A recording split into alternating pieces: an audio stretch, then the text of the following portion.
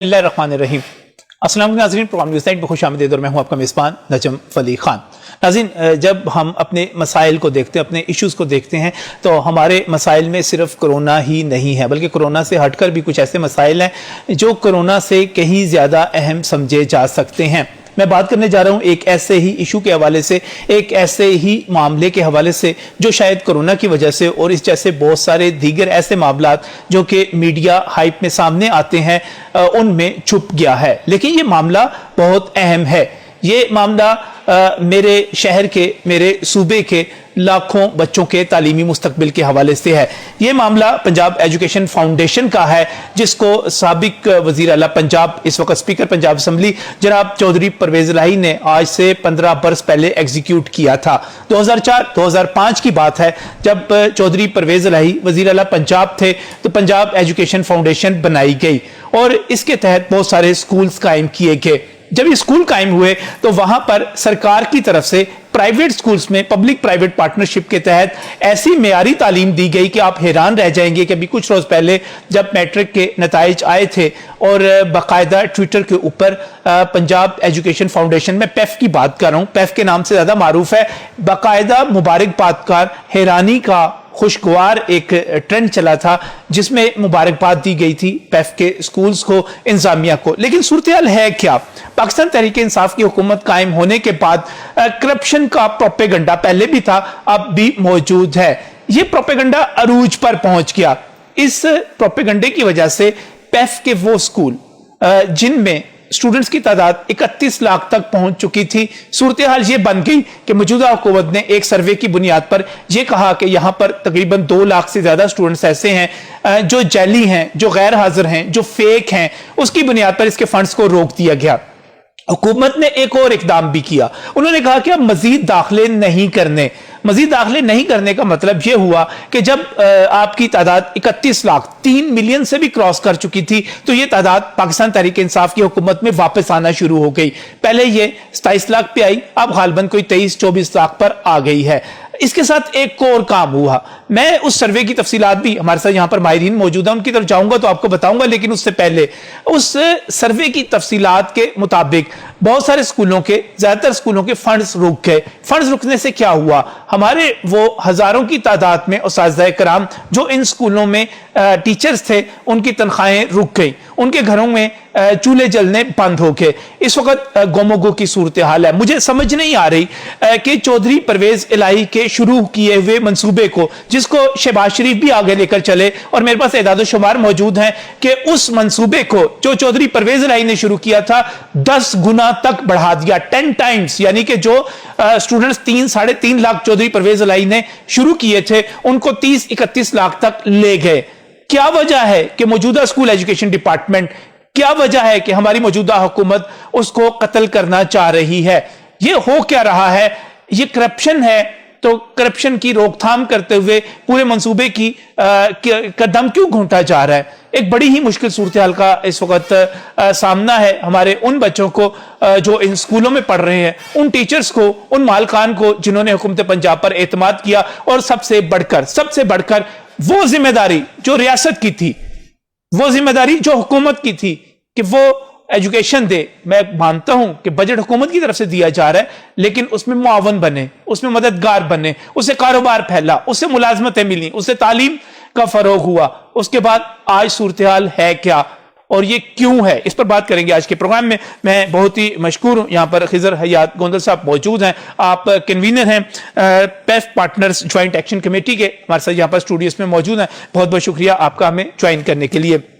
इसके साथ ही मैं प्रोफेसर अदनान फैसल का भी मशकूर हूं, आपका तल्लक भी पैफ पार्टनर्स से है, आप चेयरमैन हैं पैफ पार्टनर्स इत्तेहाद पंजाब के, आप भी यहां पर तशरीफ लाए, आपका बहुत बहुत शुक्रिया। और इसके साथ ही मैं राशिद मंजूर साहब का भी बेहद मशकूर हूं, ममनून हूं, वो यहां पर स्टूडियोज में मेरे साथ मौजूद हैं। आप सीनियर सहाफ़ी हैं, इन चीज़ों को, इन मामलात को बेहतर तौर पर समझते हैं, जानते हैं कि ये हो क्या रहा है।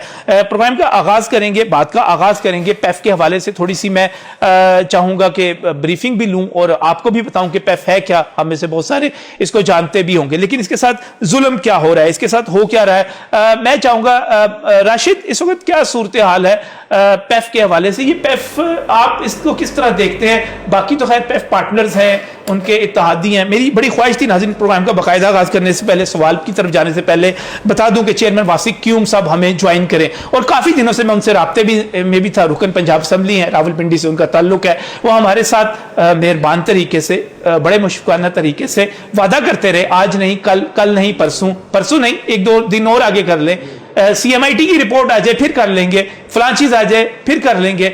مجھے نہیں علم کہ وہ وقت کیوں نہیں دے رہے تھے. آخرکار جو ہے آج ہم مجبور ہو گئے کہ ہم تو اپنی بات کریں, سرکار نہیں کرتی, وہ جواب نہیں دیتے, ہو سکتا ہے ان کے پاس جواب ہو ہی نہ, تو ہم تو اپنی بات کریں. تو پروگرام کا آغاز کرتے ہیں. پہلے میں چلوں گا راشد صاحب کی طرف سے. راشد منظور صاحب, کیا صورتحال ہے, یہ پیف ہے کیا, اس میں کرپشن کیا ہے, منصوبہ کیا ہے, کس طرح دیکھتے ہیں آپ اس کو؟ بہت شکریہ نجم بھائی. اصل میں پیف کا تعارف جو ہے وہ تو ہر کسی کو پتا ہے کہ یہ چودھری پرویز الہی نے جب یہ انیشیٹ کیا منصوبہ, اس کے پیچھے پرپس یہی تھا کہ جو بیکورڈ ایریاز ہیں وہاں کے جو بچے ہیں, غریبوں کے جو بیکورڈ ایریاز ہیں, وہاں پہ غربا ہیں جو کہ فیسیں تک نہیں اپنی دے سکتے, وہاں پہ موجود جو پرائیویٹ سکولز ہیں ان کو اڈاپٹ کیا جائے, گورنمنٹ انہیں اڈاپٹ کرے, انہیں فنڈنگ کرے. اب ان میں جتنے بھی بچے پڑھیں گے ان کی فیسز جو ہیں, وہاں کے اساتذہ جو ہیں ان کی تنخواہیں ہیں, اس کے علاوہ جتنے بھی اخراجات ہیں بکس کے, یونیفارمز کے, وہ تمام فنڈنگ جو ہے وہ گورنمنٹ کرے گی. لیکن اس کے ساتھ ساتھ یہ کچھ شرائط رکھی گئی کہ ان کا جو معیار ہے وہ اس پہ کسی بھی قسم کا کوئی کمپرومائز نہیں کیا جائے گا. اس کا پراپرلی QAT بھی ہوتا تھا, جسے کوالٹی ایشورنس ٹیسٹ بھی کہتے ہیں, اسی کی بنیاد پر یہ فنڈنگ جاری کی جاتی تھی. اور بڑا اچھا پروجیکٹ یہ جب لانچ ہوا تو اس میں راشد, آپ مطمئن ہیں کہ پرویز الہی صاحب نے جو منصوبہ شروع کیا, پھر شہباز شریف اس کو بہت آگے لے گئے, آپ مطمئن ہیں کہ یہ ایک اچھا منصوبہ تھا, یا کوئی مال شال کمانے کا, لوگوں کو اپنے لوگوں کو نوازنے کا, سرکاری خزانے سے کروڑوں اربوں روپے اپنے لوگوں کو دے دینے کا, کوئی اس قسم کا منصوبہ تھا یہ؟ دیکھیں, اگر اس قسم کا منصوبہ ہوتا تو اس کے بعد وزیر اعلیٰ پنجاب بنے تھے شہباز شریف صاحب, وہ اس منصوبے کو کبھی بھی آگے چلنے نہ دیتے. ہاں, پولیٹیکلی بھی اگر وہ دیکھتے تو اس کی کم از کم مخالفت وہ ضرور کرتے, کہ اتنی شدید قسم کی سیاسی ان کی مخالفت تھی تو وہ کبھی بھی اس کو ہضم نہ کر پاتے. لیکن اس کی پرفارمنس اور اس کی بہترین نتائج جو ہیں اس کی بنا پر وہ بھی مجبور ہو گئے. ہاں, وہ صرف اس کو کنٹینیو کرنے پر مجبور نہ ہوئے, انہوں نے اس کو ایکسپینڈ کیا, اور انہوں نے کہا کہ ہم اس کو فیسیلیٹیٹ کرتے ہیں, جس حد تک ہم اس کو ایکسپینڈ کرنا چاہتے ہیں. اچھا, اس وقت شکایت کیا ہے, اس کو تھوڑا سا ڈیٹیل. اصل میں اس وقت کی شکایت تو ایک سمپل سی چیز ہے کہ وزیر اعلیٰ پنجاب جو ہیں وہ چیف ایگزیکٹو ہیں, ان کے علم میں یہ چیز آئے گی تو وہ اس چیز کو سمجھ پائیں گے. لیکن تحریک انصاف کی جب سے حکومت بنی ہے, اس کے جو وزیر ہیں, وزیر اسکول ایجوکیشن مراد راز صاحب, ان کی سمجھ میں کوئی چیز نہیں آ رہی, اور ان کا یہ کام بھی نہیں ہے. یہ کام ہے وزیر اعلیٰ پنجاب کا. وزیر اعلیٰ پنجاب کے نوٹس میں یہ چیز آئے گی, ان کے علم میں یہ چیز آئے گی. راشد صاحب ایک منٹ, وزیر, یہ تعلیم کا منصوبہ ہے, تعلیمی منصوبہ ہے, مراد راز وزیر تعلیم ہے, ان کا کام کیوں نہیں ہے بھائی, انہی کا کام ہے. اور کس کا؟ دیکھیں نجم بھائی, ہم ہائر ایجوکیشن کو بھی کور کرتے ہیں. جتنی بھی یونیورسٹیاں ہیں نا پنجاب کی, وہ تمام خود مختار ادارے ہیں, اٹانومس باڈیز ہیں. ہاں, ہائر ایجوکیشن ڈپارٹمنٹ جو ہے وہ ایک لمٹ تک, ایک حد تک اس کا رول ہو سکتا ہے اس میں, لیکن اس طرح سے انفلوئنس کرنے کا ان کا کوئی کردار نہیں ہوتا. اسی طرح وزیر جو وزیر اسکول ایجوکیشن ہے, ان کا کام اٹانومس باڈی میں ان کا براہ راست رول ہو ہی نہیں سکتا. ان کا رول ہے بھی نہیں. ان کا ایکٹ دیکھ لیں, ان کے قوانین دیکھ لیں, میرا خیال ہے انہیں خود بھی پڑھنے کی ضرورت ہے. اچھا, آپ مجموعی طور پر مطمئن ہیں اس منصوبے سے؟ میں بالکل مطمئن, میں کور کر رہا ہوں پچھلے 10 سال سے اس کو, اور مجھے پتا ہے اس نے جس طرح کے بہترین نتائج ہیں وہ برآمد کیے ہیں. میں عدنان فیصل صاحب کی طرف جاؤں. عدنان صاحب, ایک منصوبہ اچھا ہے, مان لیا اچھا ہے, بہت اچھا منصوبہ ہے, اس کے ذریعے ہمارے کم وسیلہ لوگ, غریب آبادیوں میں بہت اچھا کام ہو رہا ہے. راشد صاحب پہ جو بتایا بالکل درست بتایا. میں اس سے آگے چلا جاتا ہوں. اس کے بعد ایک سروے ہوتا ہے, اس سروے میں پتہ چلتا ہے کہ عدنان صاحب آپ کے اسکولوں میں تقریباً 2 لاکھ سے زیادہ 2,89,000 کے لگ بھگ بچے جعلی ہیں. آپ, میں ایک اخبار کی رپورٹ دیکھ رہا تھا, آپ ماہانہ 4.5 کروڑ روپے کا ٹیکہ لگا رہے ہیں. تو ٹھیک ہے نا, پھر بھائی کاروائی تو ہونی چاہیے, پوچھنا چاہیے, کیوں نہیں پوچھنا چاہیے اس پہ؟ میں خان صاحب آپ کا مشکور ہوں کہ آپ نے ہمیں یہاں پر مدعو کیا ہے اور ہم اس کو واضح کرتے. جو سب سے پہلی بات آپ نے کی ہے ایک سروے کی, تو میں آپ کو یہ بتانا چاہوں گا کہ یہ کوئی سروے نہیں تھا. پہلی بات اچھا یہ کیا تھا؟ یہ ایک کلینزنگ پروسیس سٹارٹ کیا تھا, جو کہ خود اگر اس کو اس پیراہے میں دیکھا جائے تو خود یہ انلیگل ایکٹیویٹی تھی, چونکہ اس کی نہ تو بی او ڈی نے منظوری دی, چونکہ پیف ایک آٹونومس ادارہ ہے, خود مختار ادارہ ہے, جس کی بھی کوئی قانون سازی کے لیے بی او ڈی منظوری دیتی ہے یا ایگزیکٹو کے طور پہ ایم ڈی اس کو آپریشنلی کوئی آرڈر کرتا ہے. اب یہ بڑی کلیئر ورژن ہے یہاں پر ہمارا کہ یہ تو خود انلیگل ایکٹیویٹی تھی, لیکن چلے انہوں نے بھی کروائی ایک اچھے کام کے لیے کہ تھوڑا سا ڈیٹا کلینزنگ ہو جائے گا, تاکہ کچھ اسٹوڈنٹ کے نیت ان کی ٹھیک تھی کہ یہ ڈیٹا کلینزنگ ہو جائے گا, اس میں کسی کی پکس نہیں ہے, کسی کا آئی ڈی کارڈ نمبر ہے, اس کی غلطی ہے, کوئی ڈبل انٹری ہے. اچھا اب ہوا کیا, میں تھوڑا سا مانیٹرنگ اینڈ ایویلیوشن ڈپارٹمنٹ کو واضح کرنا چاہتا ہوں کہ جو پنجاب ایجوکیشن فاؤنڈیشن ہے دنیا کا اس ٹائم سب سے لارجسٹ پبلک پرائیویٹ پارٹنرشپ کا پروجیکٹ ہے, اور یہ اعزاز اس کو حاصل ہے دنیا کے سب سے بڑے پبلک پرائیویٹ پارٹنرشپ کے پروجیکٹ ہونے کا. دنیا کا سب سے بڑا ٹیسٹنگ سسٹم جو ہے پوری دنیا کا, وہ بھی پنجاب ایجوکیشن فاؤنڈیشن کا ہے. اب اس کی جو مانیٹرنگ ہوتی ہے وہ بڑے دنیا کا نہ کہ تھوڑا کم کر لیں, نہیں بڑے ٹیسٹنگ سسٹمز ہیں. نہیں آپ کو میں او لیولز اور اے لیولز ہیں, باقی چیزیں ہیں پوری دنیا میں چل رہی ہیں. چاہتا ہوں جو تھوڑا بڑھا دیا نہیں میں نے بڑھایا نہیں, میں نے پبلک پرائیویٹ پارٹنرشپ کی بات کی ہے. اچھا پبلک پرائیویٹ پارٹنرشپ کے پروجیکٹ میں دنیا کا سب سے بڑا پروجیکٹ ہے, اور یہ میری رپورٹ نہیں ہے, ورلڈ بینک کی رپورٹ ہے. ٹھیک ہے. دوسری بات ہے کہ جب سال شروع ہوتا ہے اپریل میں, ان کی مانیٹرنگ سٹارٹ ہوتی ہے. جب بھی مانیٹر آتا ہے وہ ہیڈ ٹو ہیڈ پکس وائز ہمارے اٹینڈنس رجسٹر اور وڈراول رجسٹر سے باقاعدہ طور پہ بچوں کو چیک کیا جاتا ہے. صحیح ہو گیا. ٹھیک ہے جی. اور اس کے بعد پھر آفٹر سمر ویکیشن پھر یہ مانیٹرنگ ہوتی ہے. پھر اس کے بعد جب یہ اسکولوں میں کیوٹی لینے آتے ہیں, یعنی کوالٹی ایشورنس ٹیسٹ, پھر ایک بار مانیٹرنگ ہوتی ہے. اچھا یہ جو پروسیس تھا یہ ایک ڈیٹا کلینزنگ پروسیس تھا. اس کی رپورٹ میں آپ کے سامنے پڑھنا چاہوں گا. اس کے 7 میجرمنٹ سے, پہلی تھی انویلڈ پکچر آف اسٹوڈنٹ, دوسرا تھا انویلڈ کلاس اسٹوڈنٹ, یعنی دوسری کا بچہ تیسری میں چلا گیا, تیسری کا دوسری میں شو ہو گیا. تیسرا تھا ناٹ ان ایڈمیشن وڈراول رجسٹر, یعنی کہ مینجمنٹ کی مسٹیک کی وجہ سے وہ وڈراول رجسٹر میں ایڈ نہیں ہو سکا. ٹھیک ہے. لیکن یہ اس میں ایک بات یاد رکھیے, یہ فزیکلی بچے موجود ہیں. اس کے بعد ہے انویلڈ سی این آئی سی, ڈراپ آؤٹ بچے, ڈپلیکیٹ انٹری, ایبسینٹ مور دین 7 days. اچھا اب دیکھیں فیک کا پراپر کانسیپٹ ہے. فیک کا مطلب ہوتا ہے جعلی. اب ہم یہاں پر بیٹھے اگر نام کی غلطی سے سیٹیں آگے پیچھے ہونے سے ہم جعلی نہیں ہو سکتے. یہ تھوڑی سی ہم اس کو ایڈمنسٹریٹو لیول کی مسٹیک کہہ سکتے ہیں. یہ این ممکن ہے کہ آپ کا عہدہ جو ہے میں ادھر خضر یاد گوندل صاحب پہ چلا دوں, خضر یاد گوندل صاحب کا جو ڈیزگنیشن وہ آپ پہ چل جائے. یہ ایک ٹیکنیکل مسٹیک ہوگی, اس کی بنیاد پر آپ جعلی نہیں کرا پائیں گے. میں اسی بات کو بڑھاتا ہوں. اسی چیز کو کلینزنگ کرنے کے لیے اس وقت کی مینجمنٹ نے یہ سٹیپ لیا, اور ان کا مقصد کوئی پینلائز کرنا نہیں تھا. ٹھیک ہے. اب دیکھیں اگر آپ کو ہمارے اوپر یہ تھا کہ آپ لوگوں نے کرپشن کی, جیسے میڈیا پہ آگے, سب سے پہلی بات ہے کہ اتنے اعلیٰ منصب پہ بیٹھے ہوئے تو یہ چیز زیب نہیں دیتی کہ اپنے ان لوگوں کو جو کہ پاکستان میں تعلیم کے معیار کو بہتر کرنے میں اور لٹریسی ریٹ کو بڑھانے میں اپنا ایک ہماگیر کردار ادا کر رہے ہیں, آپ نے آگے 4 ماہ سے ان کو ذلیل و رسوا کر دیا.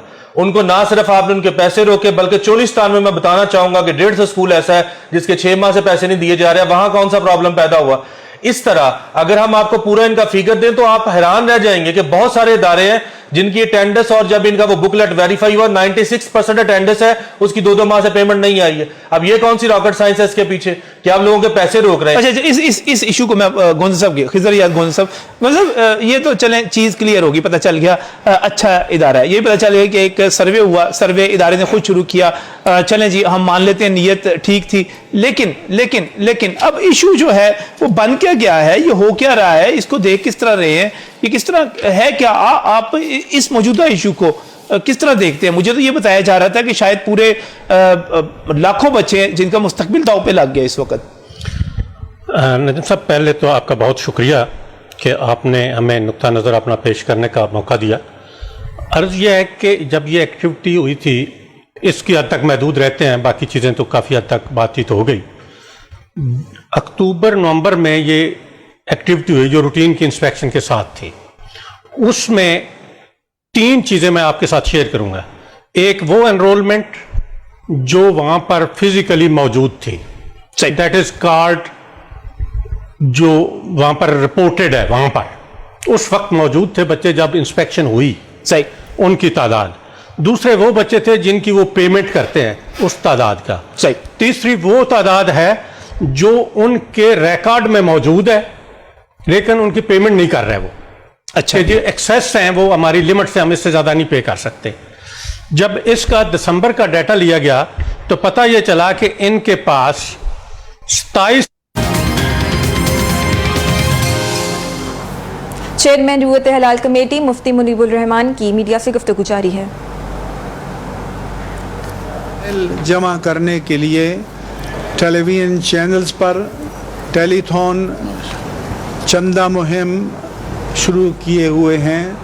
میں پوری قوم سے اپیل کرتا ہوں کہ یہ ایک انسانیت نواز مشن ہے اور یہ دینی مقاصد سے مطابقت رکھتا ہے، اس لیے اس دل کھول کر اہل ثروت اس میں تعاون کریں. اس کے ساتھ ساتھ روایتی طور پر ہمارے ملک میں رمضان مبارک میں مساجد میں افطار کا انتظام ہوتا تھا. اس 20 نکاتی منشور میں یہ طے کیا گیا ہے کہ اس سال خاص حالات کی وجہ سے مساجد میں اجتماعی افطار کا انتظام کرنے کی اجازت نہیں ہوگی. اگر کوئی کرے گا تو قانون کی اور قاعدے کی اور ضابطے کی خلاف ورزی ہوگی. اگر کوئی افطار بانٹنا چاہتا ہے تو جب نمازی مغرب کی نماز پڑھ کے لائن میں فاصلے سے مسجد سے نکلے تو وہ افطار باکس یا شاپر میں کوئی چیز ان کو دینا چاہیں تو دے سکتے ہیں، لیکن وہاں بیٹھ کر افطار کرنے کی اجازت نہیں ہے. ضابطے کی خلاف ورزی ہے اور اہل دین نے جس بات کا پیمان وفا باندھا ہے ان کی اسے پوری پابندی کرنی چاہیے. نیز ہم نے فتویٰ جاری کیا ہے کہ اگر گنجان آبادی ہے اور اس SOP پر عمل کرتے ہوئے ایک وقت میں سارے لوگ جو مسجد میں آ کر نماز پڑھنے کے اہل قرار دیے گئے ہیں جمعے کی، وہ سما نہیں سکتے تو الگ اذان 2 خطبوں اقامت کے ساتھ جمعے کی 2 نمازیں پڑھی جا سکتی ہیں.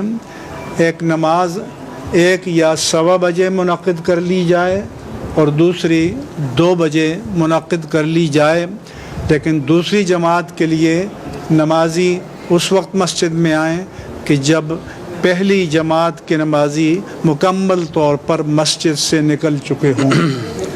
یہ بھی قرار دیا گیا ہے کہ آپ نظر نہیں آیا. پہلا روزہ 25 اپریل کو ہوگا. مفتی منیب الرحمان نے کہا کہ جس کو گلا زکام یا کھانسی کی شکایت ہو وہ مساجد میں نہ آئے.